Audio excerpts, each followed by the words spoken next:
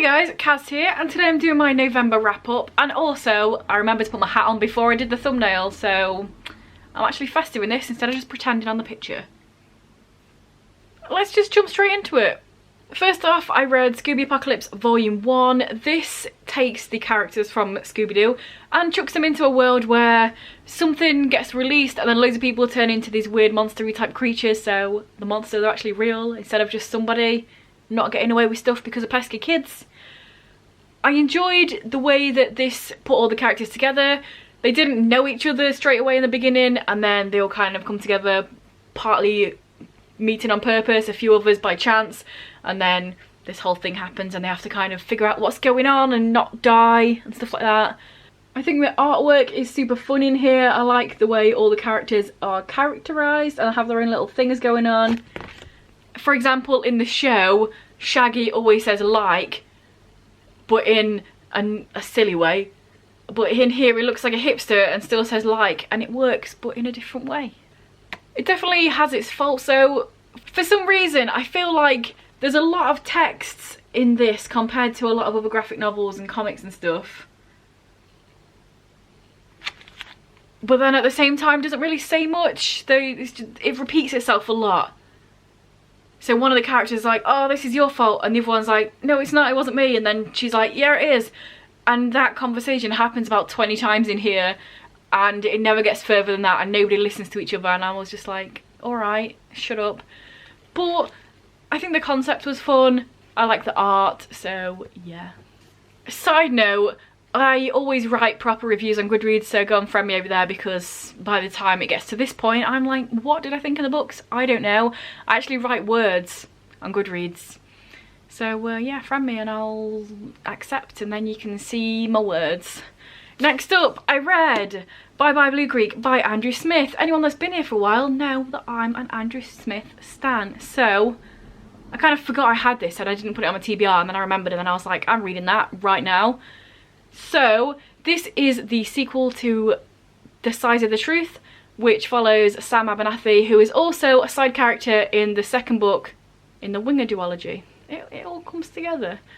So this book takes place in the few weeks before Standoff, which is the sequel to Winger, and it's just so much fun. It's Andrew Smith being weird and wacky Andrew Smith, but in a middle grade form, so it's not got the gruesome and creepy and weird stuff and boys being gross kind of thing, because Sam, excuse me, is not gross. He's very much a good young gentleman. So yeah, in this book there is a creepy house and people move into the creepy house, and then they're wondering whether those people are evil and whether there's a ghost cannibal wolf boy, and it's just so much fun and I loved it. I was slightly miffed that James Jenkins wasn't a main character in here, because I love him in the first book. I just love the way that Sam talks about him, it's just great. But the new characters in here were very enjoyable and it's just a fun time. I really, really, really enjoy Andrew Smith. And if you want to read him but not with the gruesome gross stuff, then check out his middle grade series. After that I picked up Ghost by Jason Reynolds. This is the first book in a 4-book, I don't know if it counts as a series because it follows a different character in each book, so like a anthology type series, is that the right word? Anyway, this book is about running, and for some reason I really like sports contemporaries, so I enjoyed it. A main character in here, he runs, but he's never seen it as a sport. He doesn't see it as something that's competitive. He's like, why would people do it for a sport when you just run when you need to run away from stuff? But a coach sees him run and wants him to come into the team, and it's all about that team. The other books follow the other new people in that team, so there's 4 of them. In this book we meet each of them, they have like a little icebreaker thing, and you find out a little bit of each of their backstories that sound really interesting and are definitely going to be a part of the main focus in their books. So for sure want to read the other books in this series. But in this one in particular, Ghost has a really traumatic thing happen to him a few years ago, and that's why he's so good at running. So a bad thing happens with his father, and I don't want to spoil it, but I know people like to have trigger warnings, so ask me down below if you want to know what it's about, but I'm not going to say it here because it's like, I don't know, it feels like it's probably a spoiler. But yeah, he has some traumatic thing happen to him, and that's why he's so good at running, because he feels like he needs to run away from stuff. And there's a really nice relationship between him and the guy that owns the corner store, and it's just really wholesome and lovely, and yeah, it was a great read. Next up, I read Fragile Planet, and a funny story, I actually wasn't planning on reading this, but in my journal I have a little shelf for books I've got and books I've read, and I accidentally wrote this one on the books I read, so then I was like, well, I'm gonna have to read it because I put it on the wrong shelf in my journal. So yeah, not that it was hard to read because it's like 90% photo.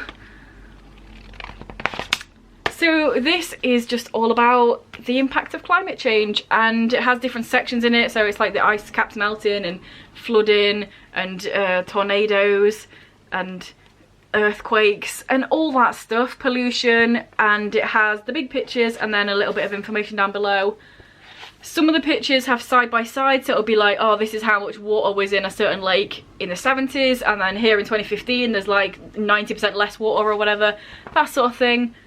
Or there's also side by sides like this, so it's like, here's all the trees in Australia and then the fire, and then all the trees are not there anymore because flames. 2002, 2011, look how much the ice has melted, etc. So yeah, it's just a really interesting story, and it's definitely one of those pictures tell 1,000 words because it's mostly pictures and little bits of words. Also, it's very recent, so right at the end it has some positive impact that the coronavirus has had. So it talks about like the canals looking a lot clearer because people aren't about, and pollution not being so polluted. Let me just... So there's New Delhi and how polluted it was, and then the coronavirus happened, everyone's locked up, and then it's not polluted anymore. So yeah, just a bit of an interesting read. I got that one for free, so good times. Next up, I read The Wicker King by Kay Ankrum. This one was an experience. So it's not written like a normal book. It's got really short chapters, and then it has stuff like this, a little CD thing, and talent show, whatever. But it gets darker and darker, the pages do, as the story progresses, because the story gets darker and darker, and then it ends with the pages actually being black. And I just love the way that it's just a full experience. You're just in it, and the page is getting darker and the story's getting darker, and you don't really know what's going on, and there's this whole fantasy weird stuff going on, or is it sort of mental health in your mind kind of thing, and it deals with all these different subjects. And there's also this relationship between two boys that's really strong and slightly unhealthy, how much both of them rely on each other and need each other to do anything, and then it sort of becomes more, and do they actually really love each other in more than a friend's way? And it's just really good and different, and I just enjoyed the whole experience. Also, side note, this is the first book I've ever read that has a character with my name in it.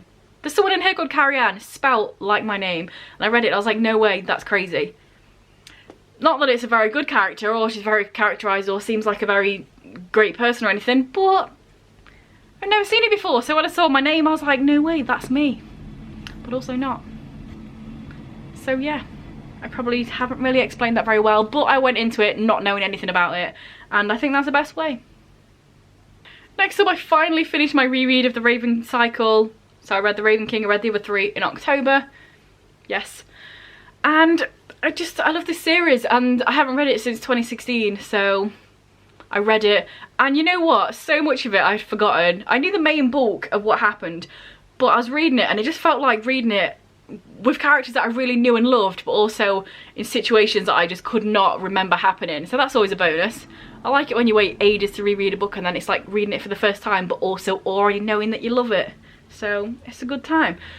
If you want to know my full thoughts on this, one of my first sets of videos back in the day when having long videos wasn't a thing, so I split it into two parts, I actually did a full massive talk about this whole series, so I'll link that below and in the cards if you want to watch it. It's probably really awkward. It's 2016 me chatting about this series. It's two parts. I think both of them are like 15 minutes long each, and I split it in half because back in the day we didn't do long videos and nowadays it's the norm. But yeah, I haven't watched it in many years, so I don't know what I said in there, but check it out if you want to know my thoughts on that. After After that I read Swimming in the Dark by Thomas Dradowski, I do believe. I read this on my phone from the library. Borrow box is a thing, and I borrowed it from the box. So this is an LGBT story about two boys and their relationship in, well, straight after World War II in Poland with all the communism. And first of all, I didn't know anything about Poland after World War II, communism, all that. I didn't know anything about their political system and what happened.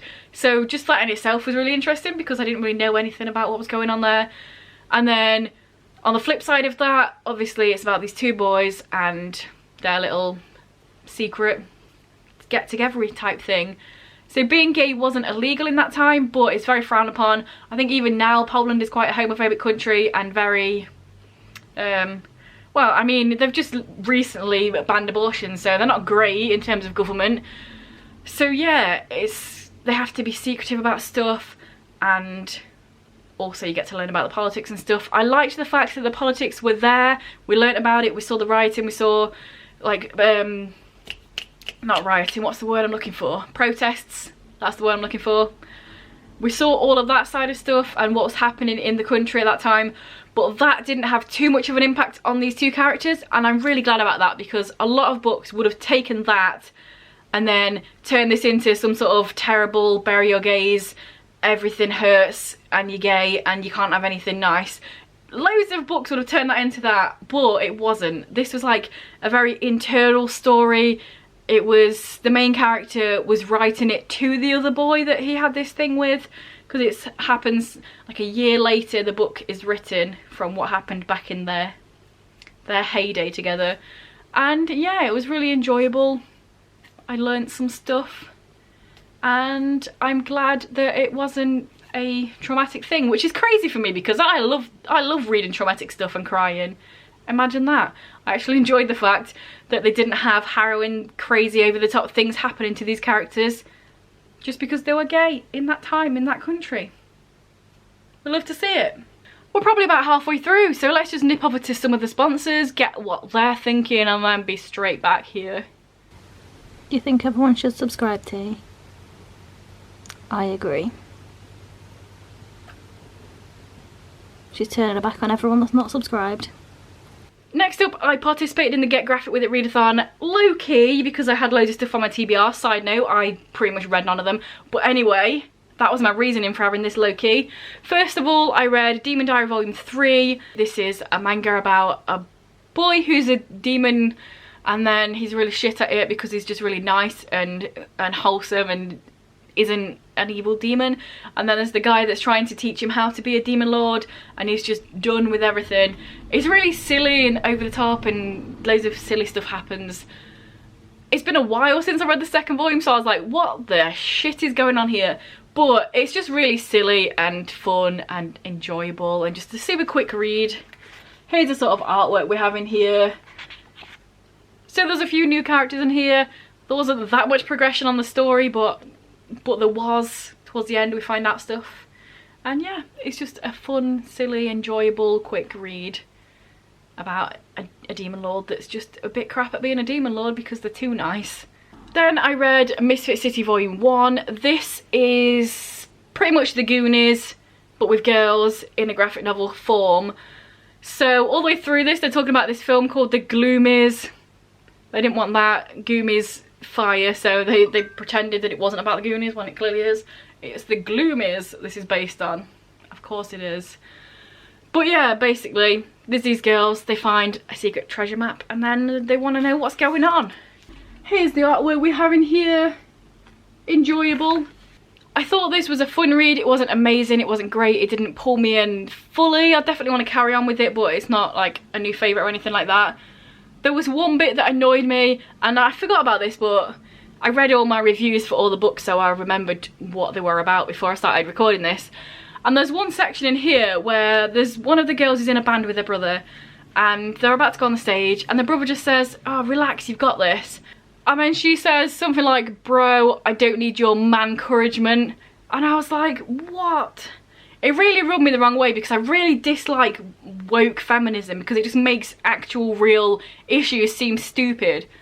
Like, mansplaining as a concept is real, but no one would get pissy at their brother who's also in a band with them saying, oh, relax, you've got this, in like a wholesome coming together way, and then saying man encouragement. It annoyed me. It annoyed me. I like the whole concept. I like the fact that there's loads of women. They're all different sizes, different races, different sexualities. We love that. But don't get all this stupid woke feminism up in here because it makes it just seem petty. It was petty and I didn't like it. And I'm glad it was at one panel and then it didn't happen again because I don't like petty woke feminism because it makes real feminism a laughingstock. So don't. But yeah. It's a timeless story. We all like the Goonies, we all like treasure chests and looking for stuff, and Baddie's also looking for the stuff. There's a little twist at the end, so we know stuff's coming. There you go. And then lastly, for the Get Graphic With It readathon, I read Scooby Apocalypse Volume 2. So this one I think was slightly weaker than the first one, simply because, again, there seems to be a lot of words on the page and not much being said. Look at this. I mean, look at that. Look at how many speech bubbles there are. Anybody that reads a lot of comics and graphic novels will understand that that's quite a lot of speech bubbles. And it just feels like the story doesn't progress. And then also, there are a bunch of little one-shots in here. I really enjoy one-shots if it's breaking up the story. There's loads of storyline and then there's a little silly one-shot in there that doesn't necessarily move the plot along, isn't necessarily about the main characters, but it's fun. In here, I enjoyed them. But also, they felt like they were breaking up nothing because the story wasn't progressing. And they also felt a little bit too obscure. Like, at one point, something was happening for ages and then you realise it's a fever dream and you're like, I mean, it's cool, I enjoyed what was happening in that dream, but it's just pointless and doesn't mean anything. And it's only volume 2 and you haven't really got the core story there yet to be throwing out these weird situations that are just a fever dream and don't actually happen. But, having said that, there were some new characters brought into the end of this. Side note, one of them totally reminds me of Trump because he's a businessman that's a little pissy bastard. And yeah, I feel like the next volume is going to be a lot more fast-paced and give us a lot more information because of him being introduced and how it finished. So yeah, there we go. 2 more to go, guys. Don't worry, we're nearly done. After that, I read The Fall of 5 by Pittacus Law.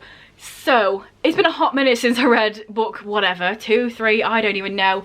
Side note, how annoying is it that this series all have different words on it and they don't tell you what number in the series? Number 4, The Power of 6, The Rise of 9, The Revenge of 7, The Fall of 5. Okay, but which one is book 1, 2, 3, 4, 5? I don't know. I have to look on Goodreads every time I pick up the next book because none of them tell you. But that's just an annoying thing in general, when books don't tell you what number in a series it is. Anyway, getting back to the actual point of this, I really enjoyed this one. It was very, very fast paced. There was a new character, 5, ironically, introducing this one, and there was loads of like, oh, are people bad, are people good, is the morality grey, there's characters being brought back, but are they what they seem? All that sort of business. Again, like I say, very fast paced, there's loads of action and adventure and death. I love it when in YA books they're not scared to kill off characters. Because as much as I like any sort of characters, I'm like, yes, kill them. They're in a situation where aliens are trying to kill aliens so they can alien another planet. So people are going to be caught in the crossfire, you know? So I enjoy that about this series. Other than that, because it's been so long since I've read the book before, it did take me a hot minute to remember which each of the characters are called, because they're literally called the numbers. So I'm like, who's 8, who's 9, who's 7, what is going on? But it very quickly became evident when they talked about their powers and they did certain things, and I was like, oh yeah, that's that one, that's that one, that's that one. So it's good, I enjoyed it. Hopefully I'll read the next one quicker and more recently than I'd read the one before this, because it was like a year or something, 2 years, I don't know. It's been a while. I need to finish this series. And then last but not least, I read The Air War by Adrian Tchaikovsky. This is book 8 in the Shadows of the App series. I did start this in October, read about 200 pages, put it down, put other stuff on top of it and then forgot it existed and then remembered right at the end of the month. So I finished it off and read the rest of the whatever, I don't know, the other 440 pages. This one, it's not my favourite in the series. So this series is basically, it's about war and politics and different kingdoms and different people with different powers. And the Wasp Kingdom want to overthrow everyone. They're called the Empire. They want to take over everywhere. It's sci-fi, it's steampunky, it's magical and fantastical. And this one, new characters were introduced that I did enjoy when we got to know them, but it took me a little time to warm up. Also, it didn't follow some of my favourite characters, so I was a bit miffed about that. And because it's called the Air War and a lot of the fighting happens in the air, funnily enough, it did feel a little bit repetitive. There's a battle in the air, there's only so many ways you can swoop through with your flying copter thing and then shoot people and then dodge. So I enjoyed the battles, but they did seem a little bit repetitive after like the third, fourth, or fifth time, because there's only so many ways you can explain that sort of battle. But towards the end, like the last 100 pages, it did definitely pick up. It was really enjoyable, loads of stuff happened. Big crazy stuff happens. There's only 2 more books in this series, so you know, we're getting to some sort of conclusion here. It's all wrapping up and I'm definitely looking forward to reading the next one. I also feel like my original synopsis had no information whatsoever, so let's just go back there. So in here there's different kingdoms across the world, and for example, the wasps can fly and shoot a sting out of their hand, and those are the kingdom that are the Empire and want to take over the rest of the world, basically, because they think they're the best race and they want to just be in charge of everything. And then there's different people, like the beetle kingdoms are very scholarly and they're more about information and learning. And then on the flip side, there's kingdoms like the moth kingdoms, who are very isolated. They live up away from everyone in the dark. They can see in the dark, they can fly, they're very pale. And each of these kingdoms have different aspects, like I say, with the flying and the stinging, and it's really cool when you meet a new kingdom. You're like, oh yeah, what can they do? It's so fun. Like the mantis kingdom have these stabby things that come out of their arm and they're really good at fighting, and then the spider kingdom are really tricksy and like spies and stuff like that, and it's just really cool. And the whole concept of this series is just really unique and enjoyable. There's also the apt and non-apt people. So when the world began or whatever, everyone was non-apt, and then certain kingdoms learned more knowledge and became more knowledgeable and became apt. So the inapt people can't even do like the simplest of technologies, so they couldn't even unlock a door with the key because they don't comprehend how technology works and how that is a thing. And it's just really interesting the way it's done. And the apt people, that's where the whole steampunk aspect is coming from, because it's war. All the different apt kingdoms keep building all these different war machines and getting bigger and better and more deadly. So it's really interesting in that aspect, because obviously in real life that happens, like, oh, let's build an even deadlier thing and an even deadlier thing and an even deadlier thing, and let's kill even more people. And it's very much like that. But then on the flip side, the inapt people can't do that. They can't build automations or go up in the sky or build clockwork shooty gun type things, but they do have mysterious magical things happening. And a lot of the apt kingdoms kind of have stopped believing in magic, but then the inapt people, you know, they've all got the little magical ways. So it's just a really cool concept. So yeah, and nobody's ever read this series, so there you go. 10-book series, Shadow of the Apt. Does it sound interesting? It is. Also, morally grey characters. One of the things I love about this series is the fact that it follows like the good guys and the bad guys. So you see points of view from people who are in all these places that are getting taken over and trying to battle the wasp, but you also get to see loads of the different people in the wasp camp. You get to see the people at the top, you get to see the people, soldiers. So everyone's a bit morally grey. They've all got their reasoning for doing stuff. Some people, hey, they don't necessarily want to do it, but they've been told they have to. And I just love the fact that it shows everyone's reasoning for everything. It's not like, oh, there's the big bad wasps that are evil and taking over stuff just because they're evil for evil's sake. It actually gives you reasoning of why they think that way, and their whole community and what it also means and stuff. So yeah, it's really cool. Oh, and also the ant kingdoms can all telepathically talk to each other because ants in it. That's fun. So yeah, there we go. The last book I read in November. Let me know down below what you read in November, or if any of these books sounded interesting. Let me know if you read any of them. Say some words, I'll reply. It'll be a time. And if this is your first video by me and you enjoy it, then please check out some of the others. And if you continue to enjoy it, then please subscribe. That'd be awesome. Anyway guys, I'll see you in a few days with another video. Bye. Hello, wonderful.